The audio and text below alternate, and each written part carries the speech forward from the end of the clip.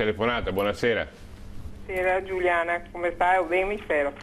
Allora, mi piacerebbe sapere a Fornero, che naturalmente aumenta sempre artigiani, sa cosa che vuol dire lavorare a conto terzi? Se non sa cosa che vuol dire, insegnami che non mi viene, non ho chi stipendi, che mi fiano va chi stipendi che è. E fra poco restiamo senza mangiare perché non avevamo niente, non avevamo, solo le grosse industrie che crea posti di lavoro. Noi altri testa bassa a lavorare per ore.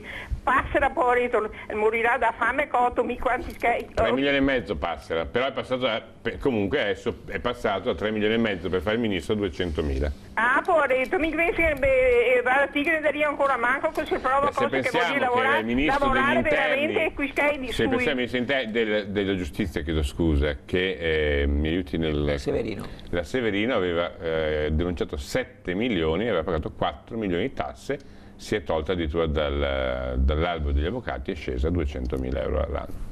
Sono tanti, per me sono cifre enormi, però uno guadagna 7 milioni, scende, dica un calciatore prende 7 milioni e andare a prendere 200.000. Però noti cosa ha detto la telespettatrice che ha appena chiamato pochi secondi fa. Ha detto che non è credibile, io condivido pienamente, l'azione di sacrifici, la serie di sacrifici che vengono chiesti da questo governo ai cittadini con persone che hanno redditi